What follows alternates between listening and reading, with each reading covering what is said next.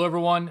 Question for you is: can you arrest a suspect who committed domestic violence if he is standing in his fenced-in front yard? All right, let's give you some context here. This officer is in Nevada, and he says, I'm a brand new sergeant. Awesome. Congratulations on getting those stripes. So the suspect, this is the facts of the case, the suspect commits a domestic battery with strangulation and child abuse. The victim flees the residence with the child and goes to a safe location to call 911. The officers speak with the victim and determine probable cause does exist to arrest the suspect for a felony, which is going to be the domestic violence. The officers then go to the house, where the crime occurred, and they see the suspect in his yard, which has a chain surrounded by a chain link fence with a padlock on it. So this is one of those situations where you wouldn't feel authorized to do a knock and talk, right? Because you have to jump the person's fence. Okay, so now that we have the probable cause, we see him in the yard. Can we jump the fence and get him? And the answer is no. But one thing I do know is that many of you out there would have absolutely jumped that fence. I mean, look, I'm going to tell you about the Ninth Circuit. That's where we're in. I'm going to tell you what the Ninth Circuit has said. But I also know that this is actually a good argument everywhere. The Ninth Circuit's pretty extreme on this, so this is going to be definitely we have a case on point here. But let's just kind of walk through this, okay? So, first of all, just to make it clear, you can do a knock and talk even if you have PC, right? I mean, even if you talk to the victim, you have probable cause, but you still want to get their side of the story. Obviously, there's no problem. But things get a little different when you are heading to their domicile with the intent to arrest them. Because the Supreme Court has said in a case called Payton from 1981 that you cannot enter the residence to make a warrantless arrest, even if it's for a serious crime like a murder, right? So, okay, but Anthony, we're not entering the home. We're entering the yard, okay? Let's fast forward to a case, I believe from 2015, a case called Florida versus Jardines, right? So I think his name is Eduardo Jardines. Jardines.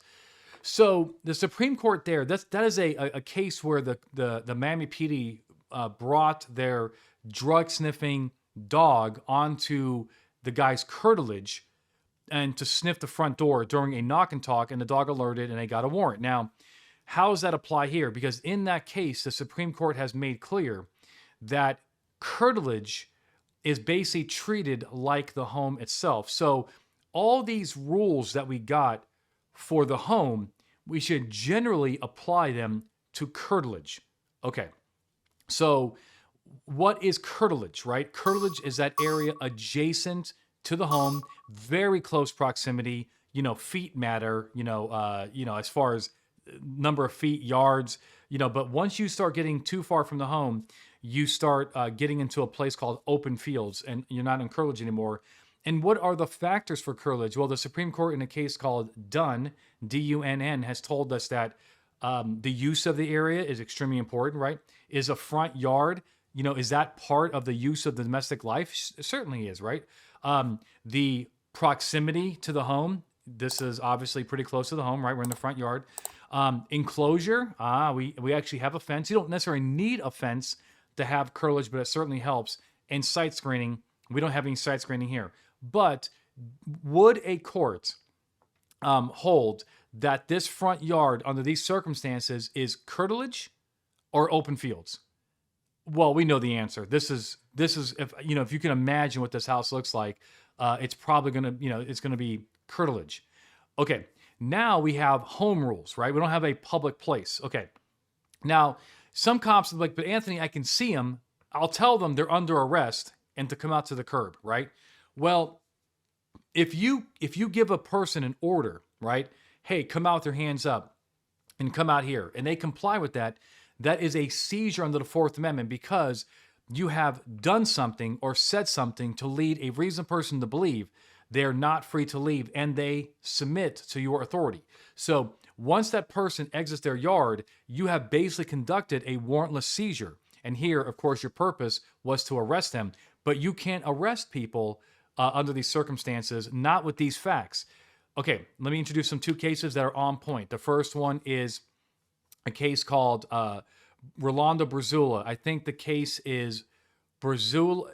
The case is Reno versus Brizuela, right? A case from 2023 and maybe 22, but regardless, it's pretty new. But what happened there is that the cops had probable cause for Rolando that he committed a strong arm robbery.